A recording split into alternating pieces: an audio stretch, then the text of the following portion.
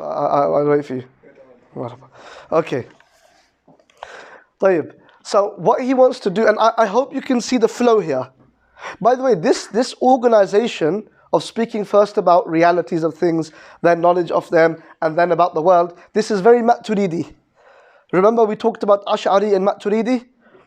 If you look at Ash'ari works and Maturidi works, they begin very differently. Their structure is very different, albeit they're saying the same sort of thing. So this is very Maturidi. This is a very Maturidi style. Kitab al-Tawheed of Imam Abu Mansur al-Maturidi himself was in this way. The later scholars like Imam al-Nasafi and after him al-Lamishi, they generally began in this sort of way. So the second discussion is on cosmology. Because remember, I told you that we're learning about God bottom up.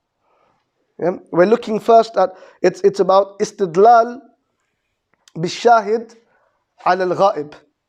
It's about being able to infer or to deduce from what is apparent and manifest what is not apparent and hidden.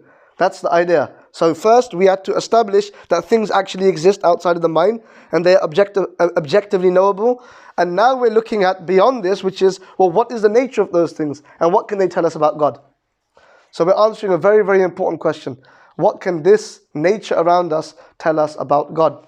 So the author begins and he says, and he makes a claim. In fact, this is the natija, the entailment of a syllogism. That by the end of the next 2.5 lines, we will be able to put into a pure logical syllogism of premise 1, premise 2, and come out with a result. But he begins the other way. First by giving you what his objective is, and then by giving you the evidences for it. Sah? طيب. So he makes a claim, and he says, Al-alam, and al-alam means what? It means ma siwallah. This is ma siwallah, which means everything other than God. Everything other than Allah subhanahu wa ta'ala is called al-alam. People translate it as universe, cosmos, world. It's irrelevant how you translate it in English. So long as you understand that when we say al-alam with a fatha on the lam, not alim, which means like someone that knows or a scholar, but alam, it means ma siwa Allah, everything other than God. The claim then is what? That everything other than God, wa and bi jami'i ajza'ihi, and all of its parts. All of its parts. Now what are those? He's going to explain. All of them are muhdath. Muhdath I explained, which is created ex nihilo. They are created, they are caused,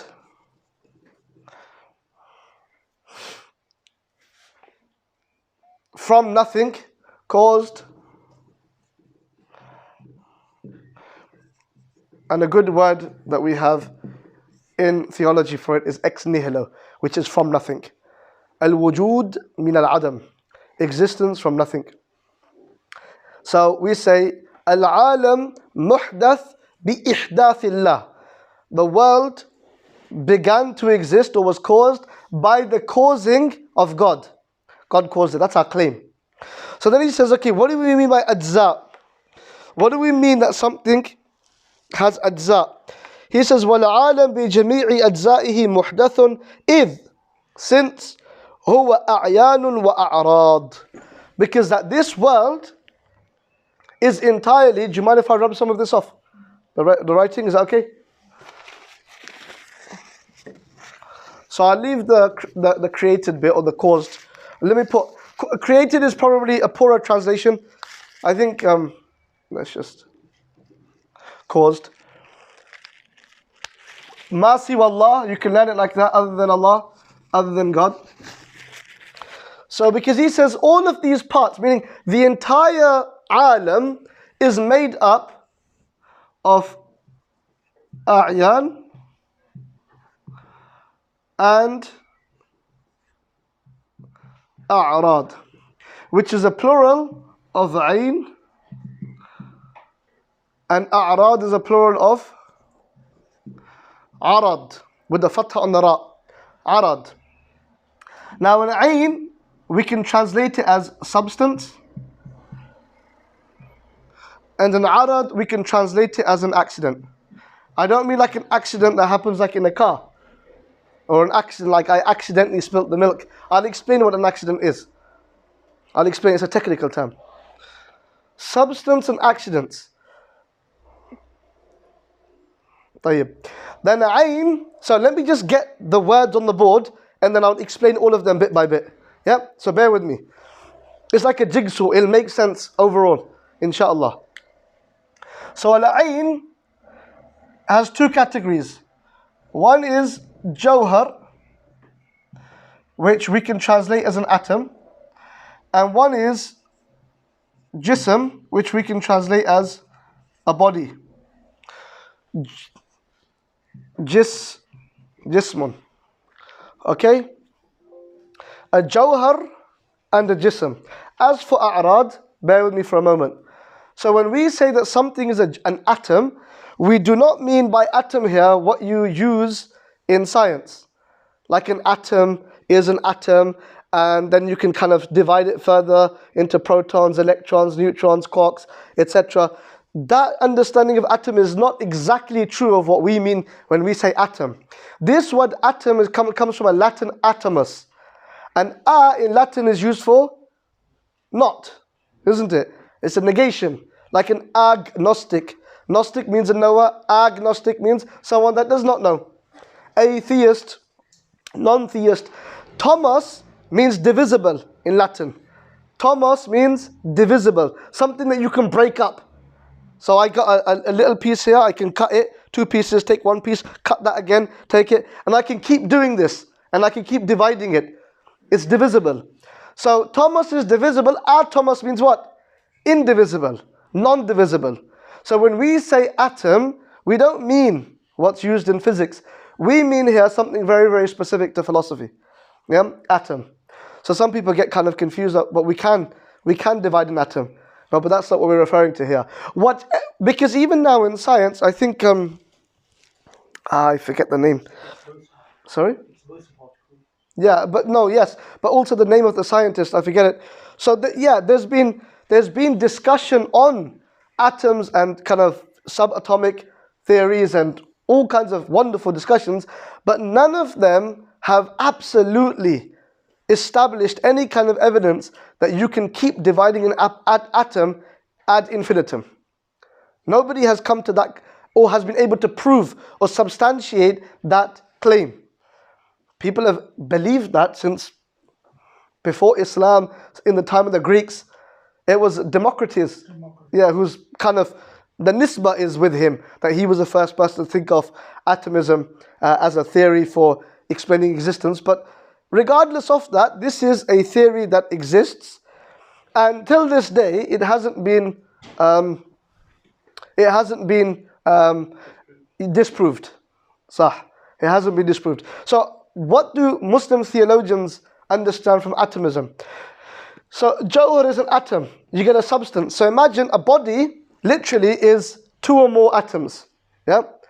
Now the theologians, I want you to understand when I use the word mutakallimun now, I want you to remember this word mutakallimun. When I say mutakallimun, I mean Muslim theologians that dealt with philosophy. But not every mutakallim was Sunni. So when we say Mu'tazila, Shia, they were all included under mutakallimun. When I say Ash'ari Maturidi, then I mean Sunni. Yeah. So mutakallimun includes everybody. I want you to remember that for the duration of this course. When I say Ash'ari Maturidi, I mean Sunni, what we are and what we hope to remain upon, because this was considered orthodoxy by consensus throughout the ages of Islam. So body and mutakallimun, even amongst the Ash'aris and Maturidis, they differ in the detail. Is it 2 atoms or more? Is it 3 atoms or more? Etc. But they generally agree that when you have a gathering of 2 atoms or more, meaning a collection of atoms, whatever the number, this forms a body. And that's called a jism.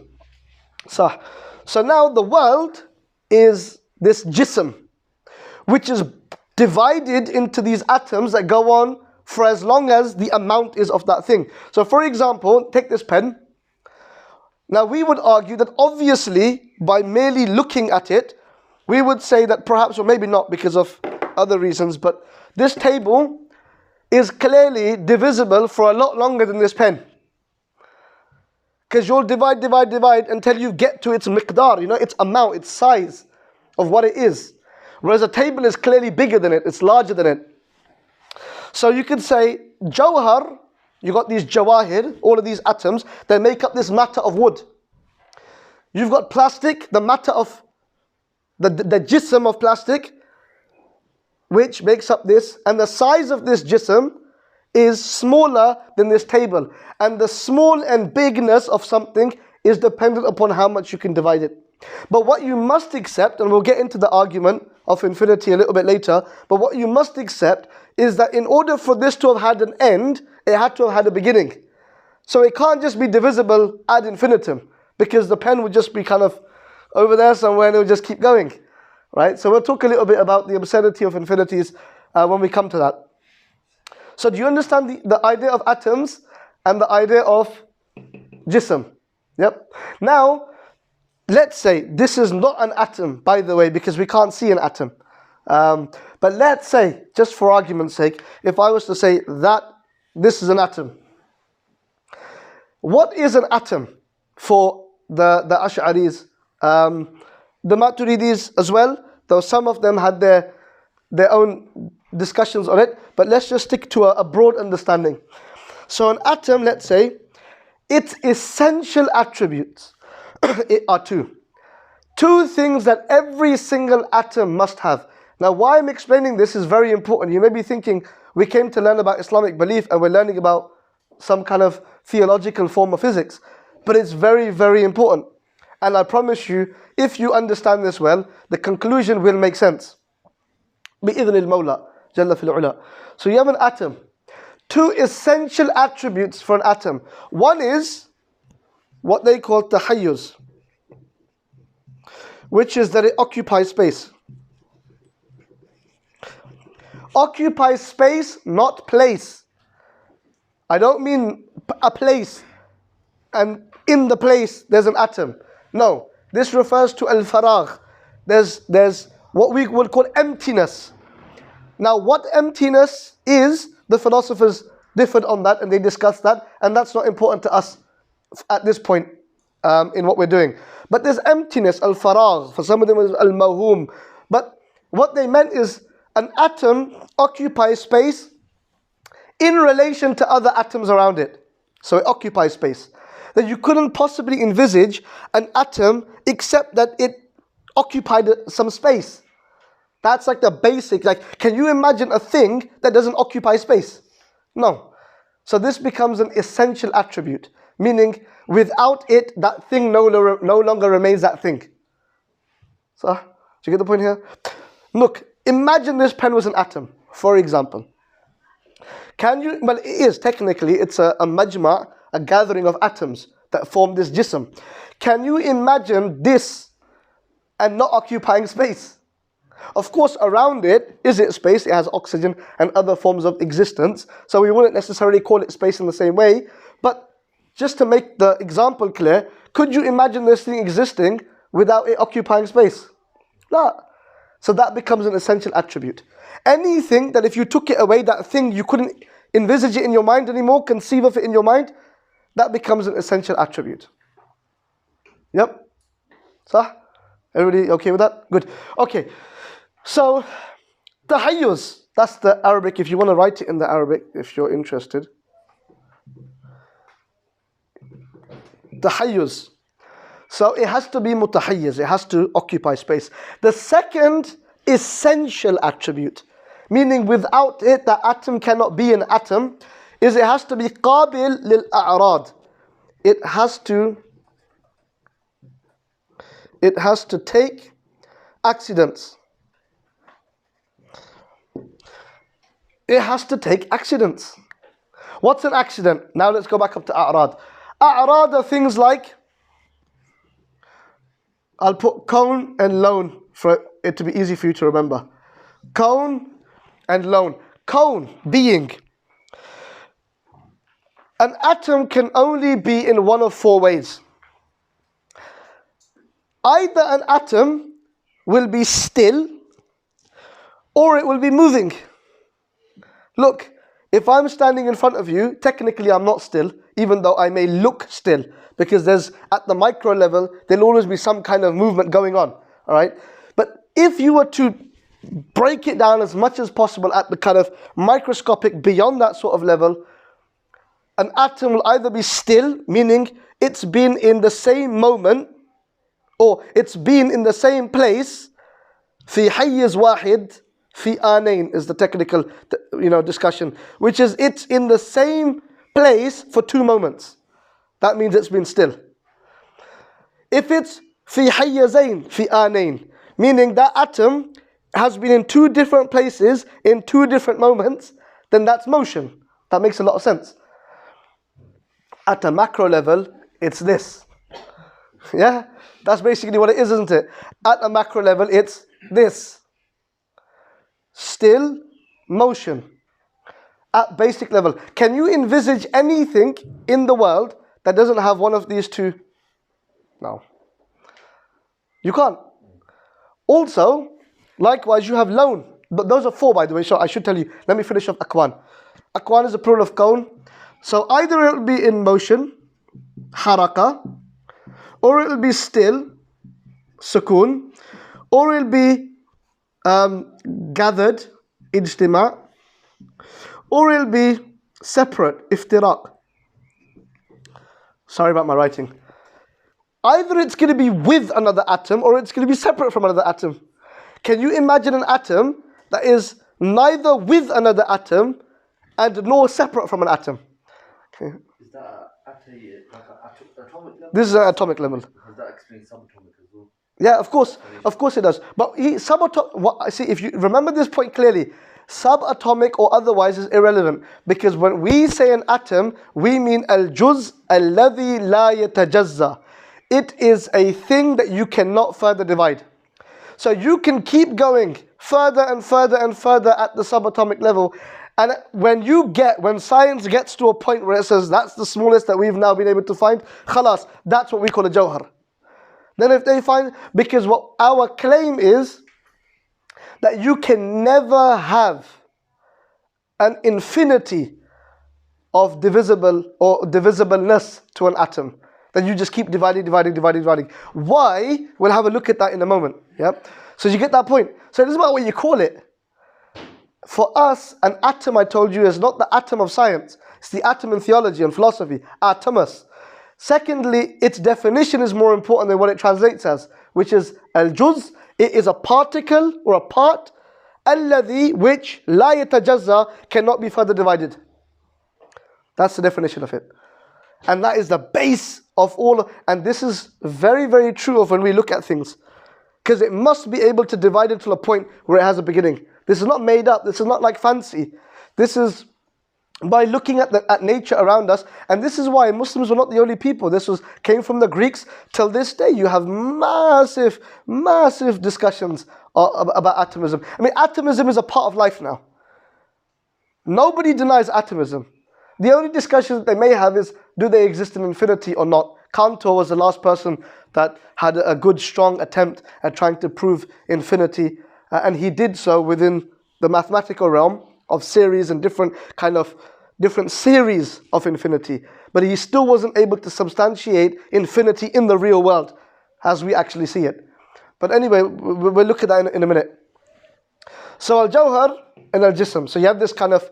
Now you're never going to be able to... So these are called ma'ani, sifatul ma'ani, or what we call entitative attributes.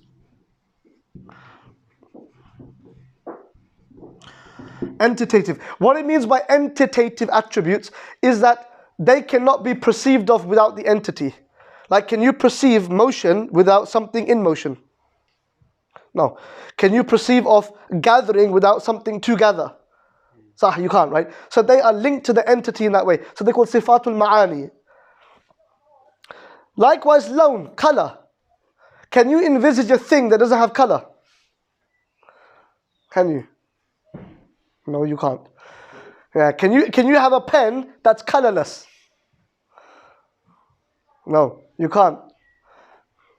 Yeah, but even that, yeah, fine, it may be opaque, or for that you're looking at it, but I can still see water when I see it. So it has something. Do you understand what I'm trying to say? Or it reflects the color of something else behind it, through it. Like if you look at that, I can see green, I can see orange. Yeah, but the accidents are still there because I can see it. Or it may be reflected. It may be reflected.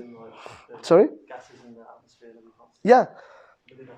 Yeah, that's true. But I'm saying here, look, akwan exist, but lone, they say, that there has to have some kind of color. Wallahu a'lam. I'll have a look into the discussion of gases. Hello? But then the sky will be colorless too by that standard.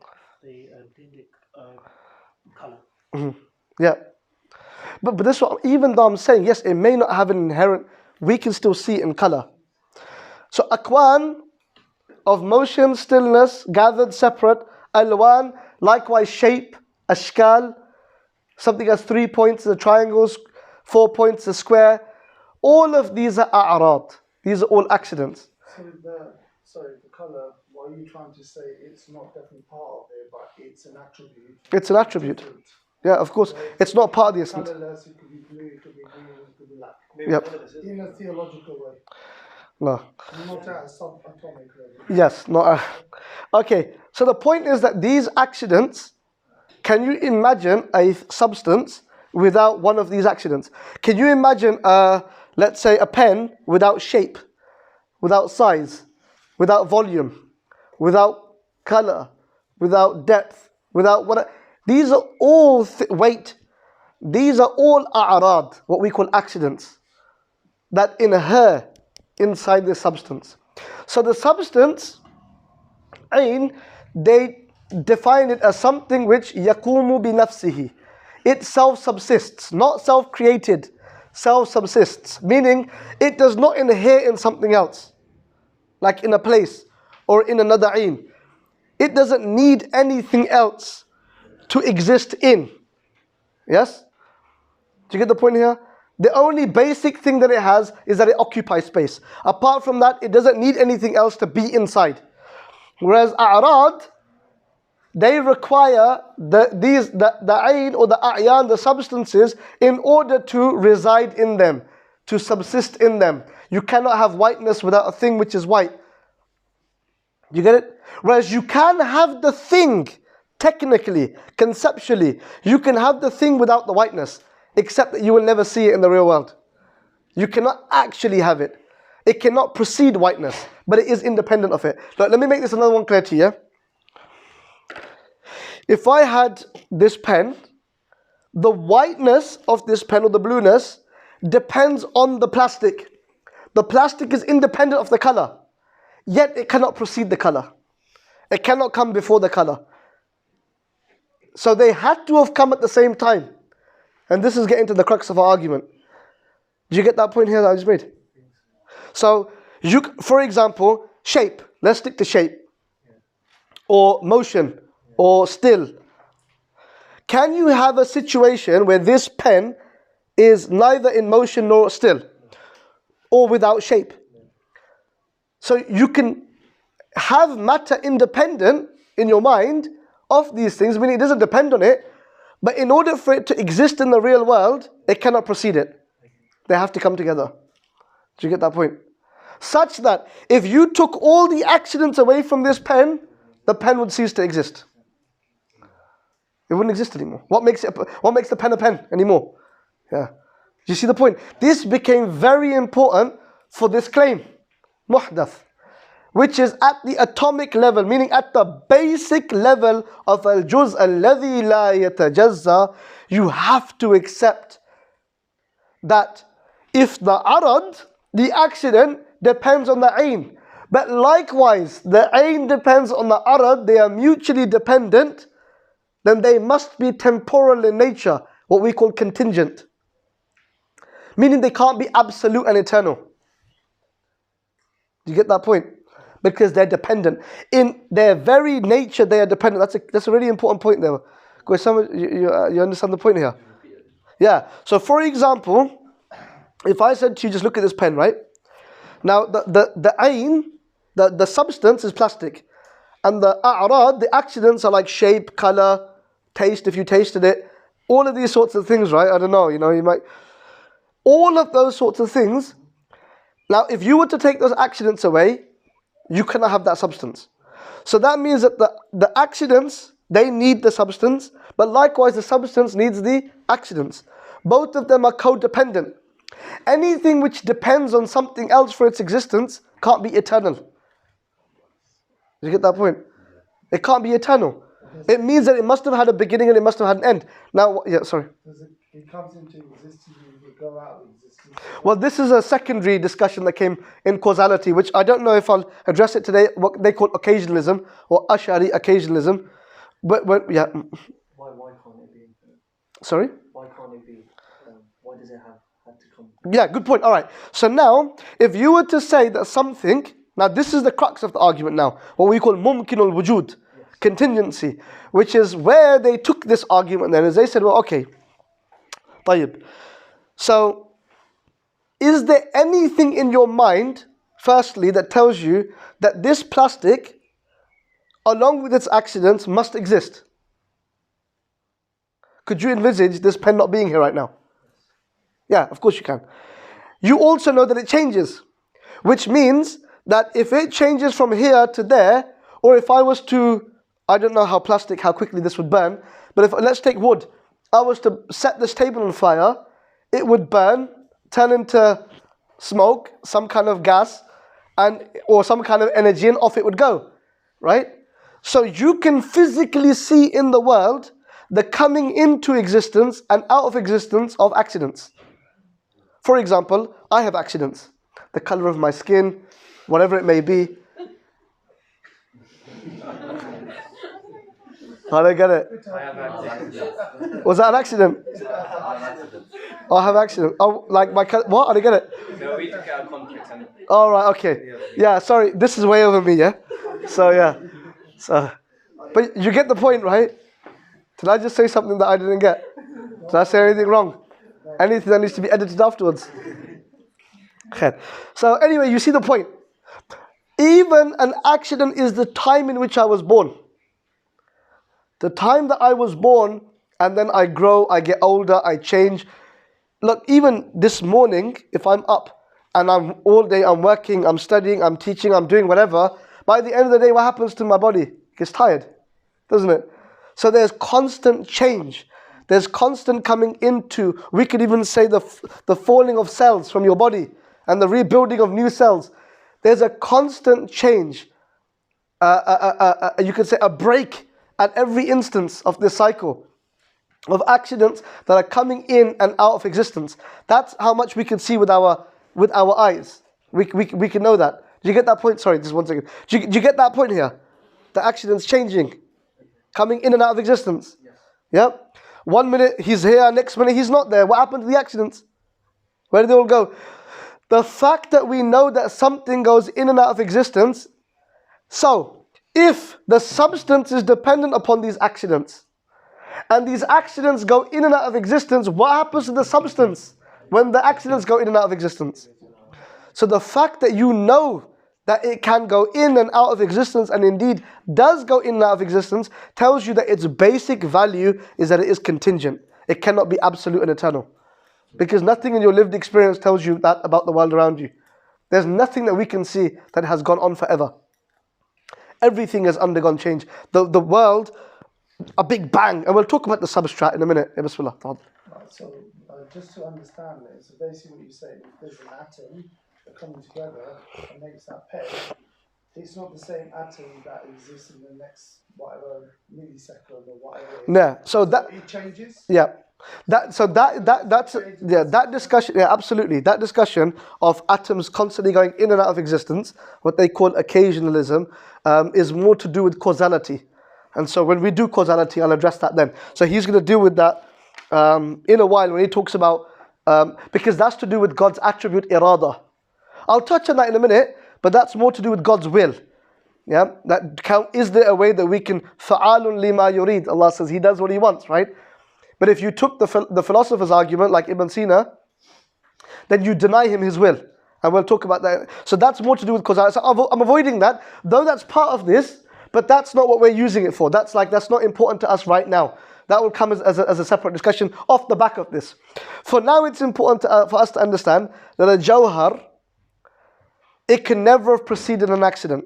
And accidents, we know, are constantly changing. Therefore, the jawhar is constantly changing. Anything which is changing is temporal, is not absolute. Because something which is absolute never changes, never comes in, never goes out, doesn't grow. How can something which had no beginning grow? Where's it growing from? Imagine this pen had no bottom. So how would we know how tall it is? Like getting a ruler of 30 centimeters and say, oh, here's 30. Where's the beginning? Never ending. So how is it 30 centimeters? You could write 30 on it. That doesn't mean anything. You see. So for this reason, they had to accept that this jawhar, alladhi la yatajazza, is mutually dependent upon the arad. In which case, the most basic item of existence, this atom, is by nature temporal, contingent. It could have not been, and it could have been. So this is where Imam, did you have something to say on that? No. This is where Imam al-Juwayni, Imam al-Haramain, Imam al-Ghazali's teacher, he was one of the first people that brought this argument about what they call takhsis al-a'rad. So this is a separate argument. Takhsis al-a'rad was an argument. They said, well, okay, if there was, who designs these a'rad? Like the change, who's causing the change? Do you see the point? Like the fact that these a'rad exist, this pen is like that, who's causing that change constantly within all of the cosmos? Who's doing all of that change? He took it from a micro level of accidents to a kind of base level. And he said, well, hold on a minute. The basic two states in which the basic item of existence can be is either existent or non-existent. Who chose that bit? Who's the mukhassis?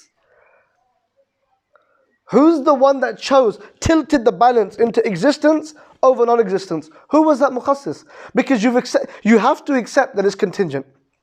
You have to accept that. That all of this, what you are seeing around you, the change in nature, i.e. in accidents, requires a change at the most basic atomic level. So if you accept that it's contingent, it requires change. Well, the most basic thing that you have to understand is either it was or it wasn't. Who made that choice? Who did that? Who caused? Who made it come into be and not be? So all of existence then became mumkin. It became jaiz, meaning contingent, possible. It could be and it could not be. So then it required a cause that was not mumkin. Something that was not itself contingent. Because if it was something itself contingent, then what does that mean about it? Something had to cause it. And this is where the argument of a tasalsul, of infinite regress comes in. Because if we did this ad infinitum, forever and ever and ever, there would be nothing caused. But lo and behold, all of this world around us, with all of its change, indicates to us that at some point in this chain, there must have been some cause that was itself uncaused. Now I'm using the word cause, even though Allah is the cause, but we use the word sani', not illah. Because illah, cause, is a kind of an Aristotelian, Avicennan, kind of Ibn Sina, the philosophers. And I'll explain that in a minute why. They would use that terminology. We would use sani', producer. Because sani' is someone that produces al-wujud min al-adam. Existence from non-existence. So we would prefer the word sani', but I'm using it here just to get a point across. So now it became really important because so now what they would say was, they would put, does this flip over?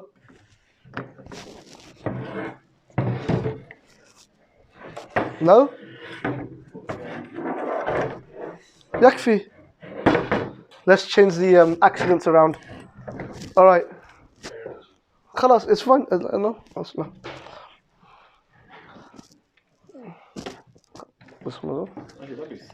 sufficient. Khalas. So it's okay. I don't want to wipe that off just yet, just in case somebody wanted to keep it on the board. Okay, so for example,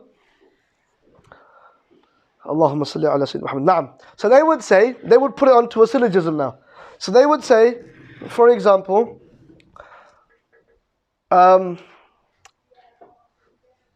let's say,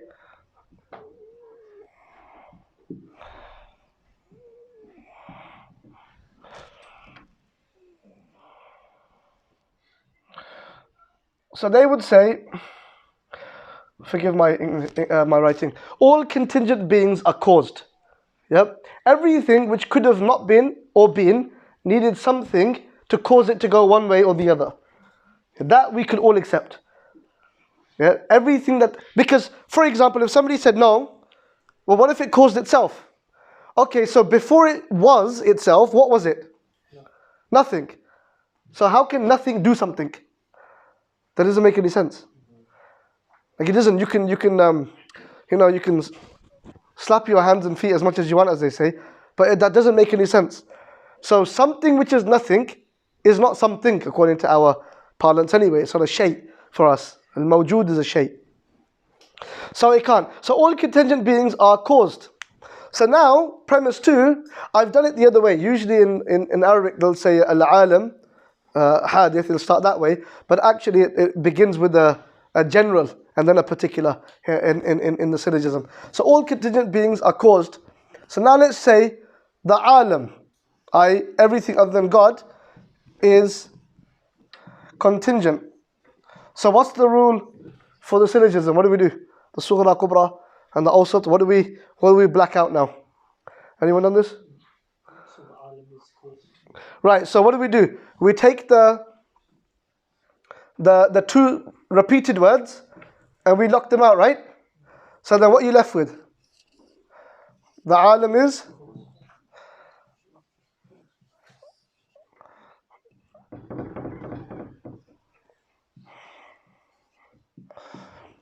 is caused. So now what we've done is we know the first premise to be true. We know the second premise to be true based upon our understanding of atomism.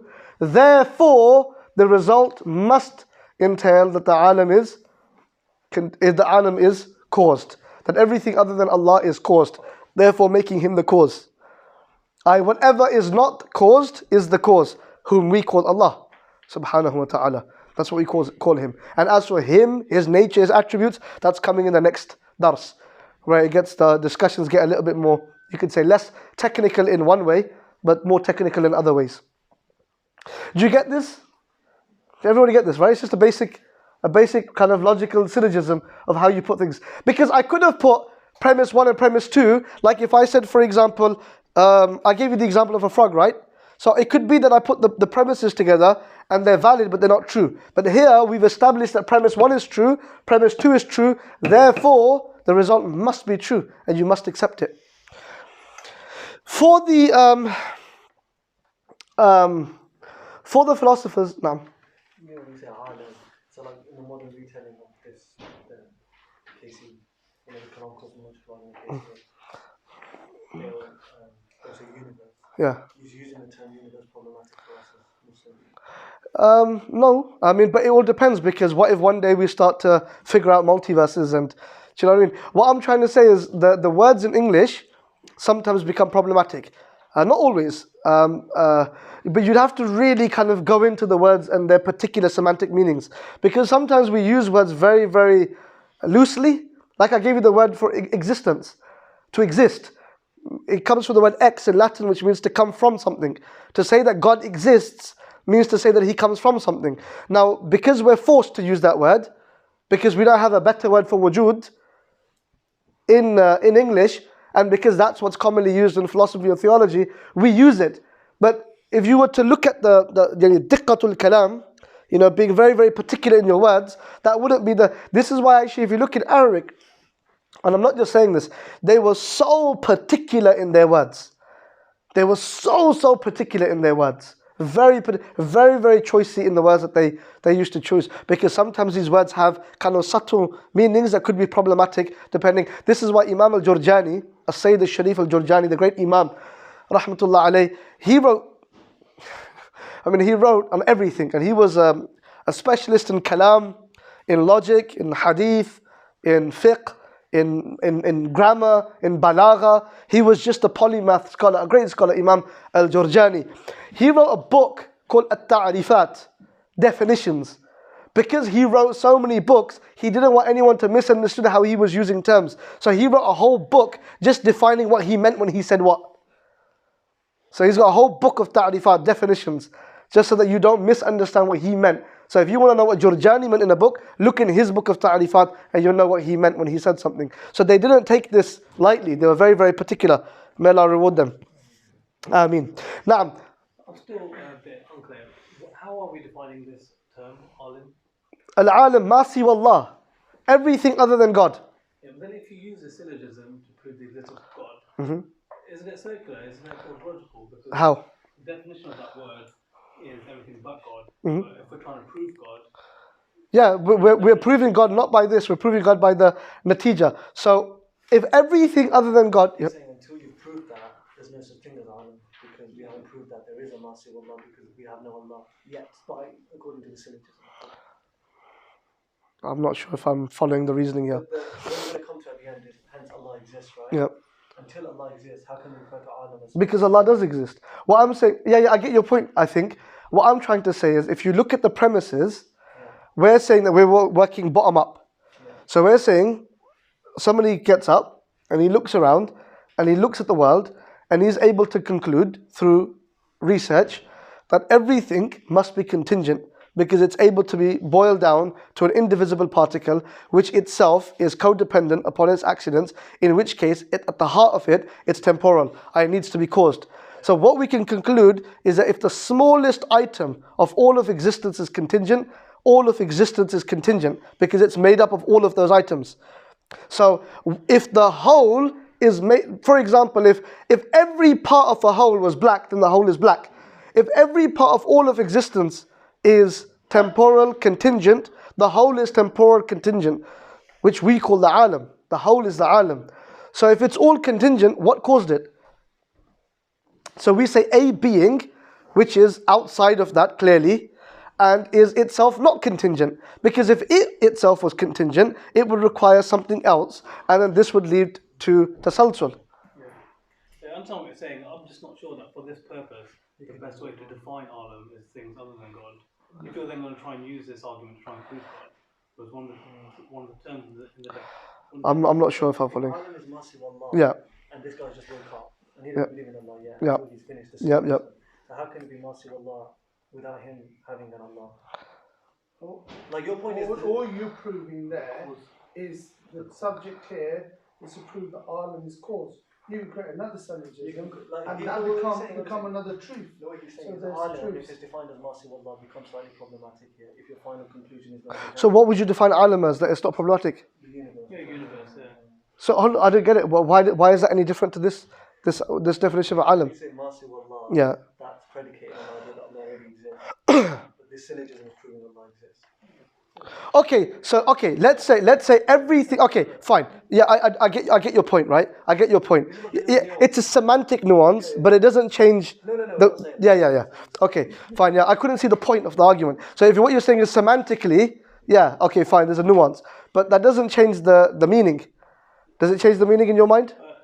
No, if we use a definition as being universe or something, yeah. No, but even then. If we don't use God to define the term alim, The issue is using Allah. I think he wants to use just in the causes syllogism. instead. I really don't get the problem here. It is one thing. Yeah, we can talk about it afterwards. Yeah. No, I know that's fine. I mean, I'm happy for you to have the discussion, but I can't see how it changes the fact that everything that you could know, let's say if we define, okay, so let's say that we don't start with al-alam as a definition of mercy of Allah. So we're saying that as an assumption.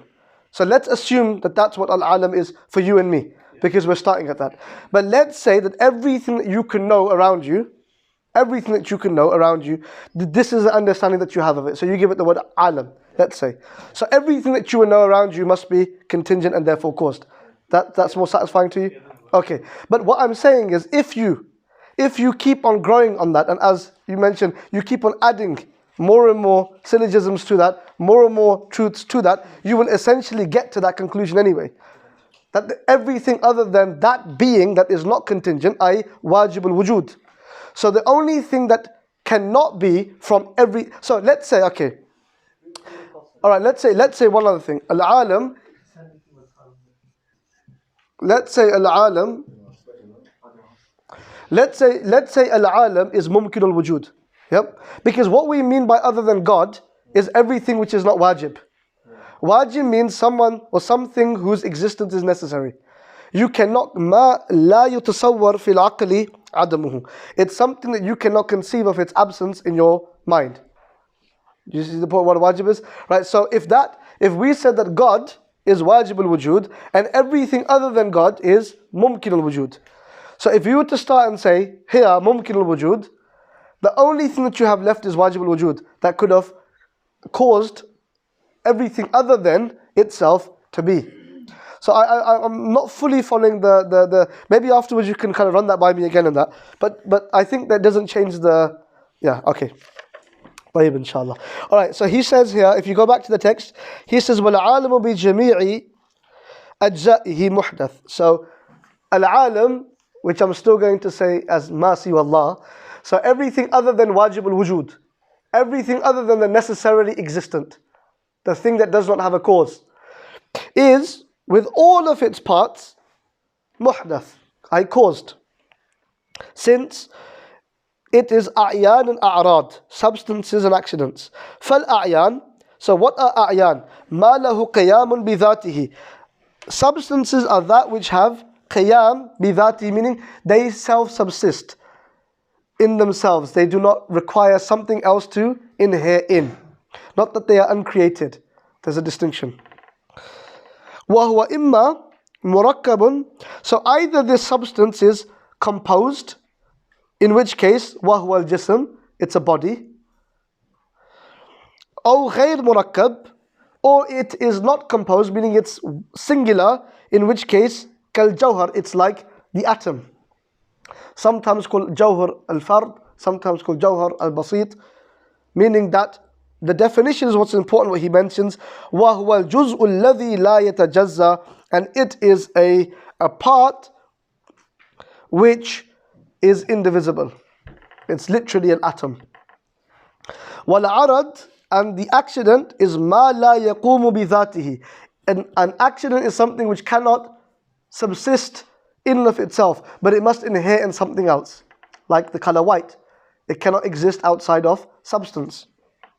وَيَحْدُثُ فِي الْأَجْسَامِ وَالْجَوَاهِرِ, and it inheres within bodies and atoms. كَالْأَلْوَانِ, like colors. وَالْأَكْوَانِ, and these beings, meaning on the other side of the board, like either being in motion or still, or being gathered with another atom or separate.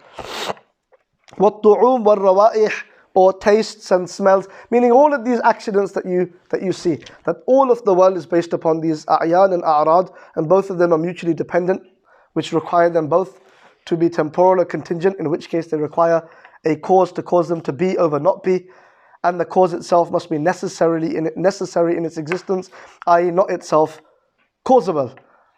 Now this, a last point on this, which is for some of the philosophers, and that's the end of the reading for the bit. The next bit here, you could say, to answer the question that we tried to deal with today, which is وَالْمُحْدِثُ لِلْعَالَمِ هُوَ اللَّهُ تَعَالَى.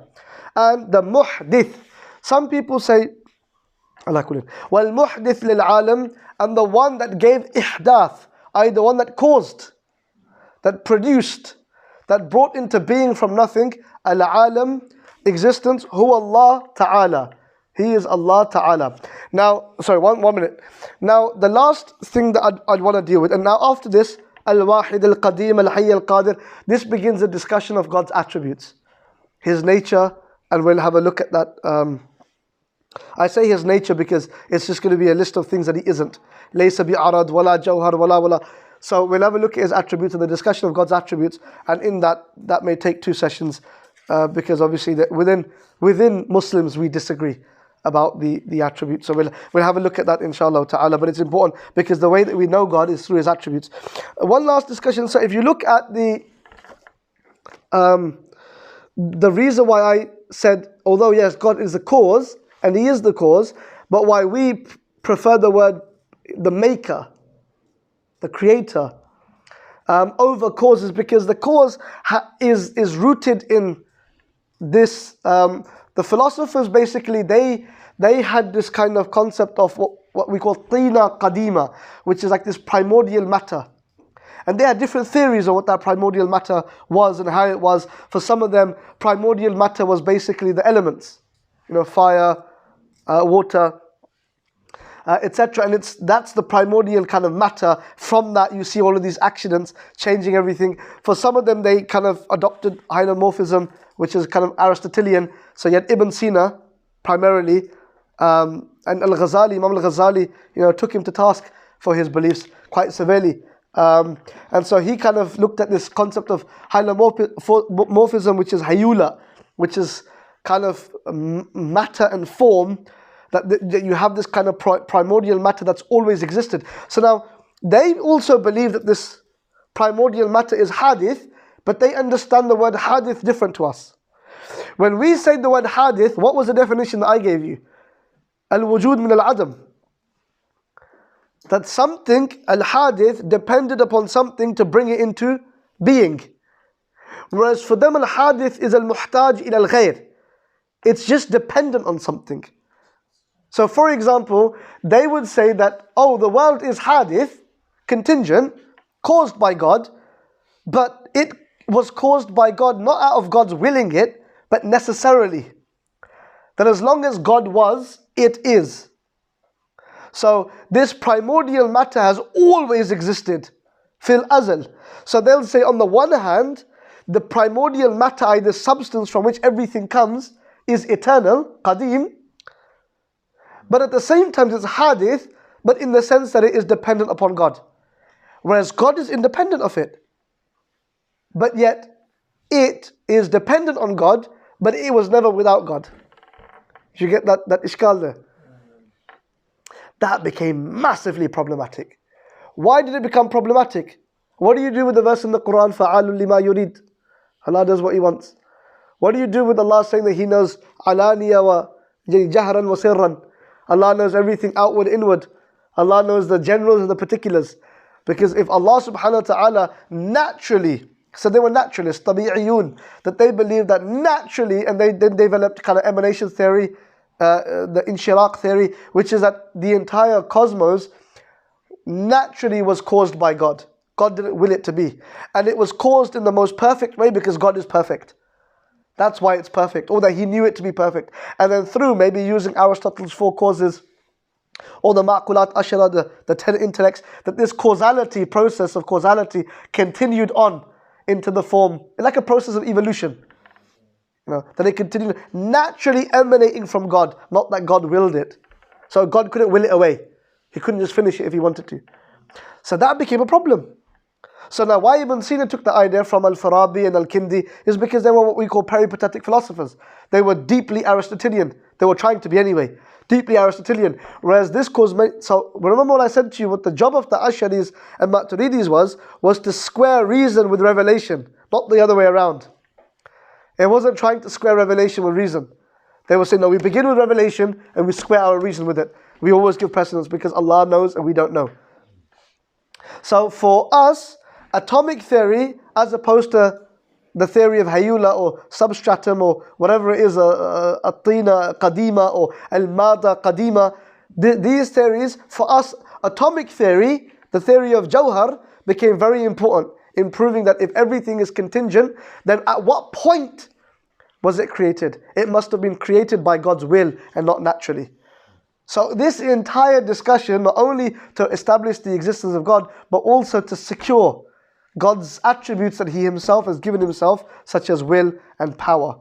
And as for will and power and when they manifest and how they manifest, do they manifest, is time related to it. That we'll all do as we discuss in the sifat, inshaAllah ta'ala. But that's kind of like the broad argument of what they do. So if you follow the reasoning, it's a bottom-up argument of going from the absolute particulars and getting to the idea that you couldn't have infinity. Not in the real world. So they would give, I should mention this. So they would, it is 8:47, so technically I do have a few minutes, right?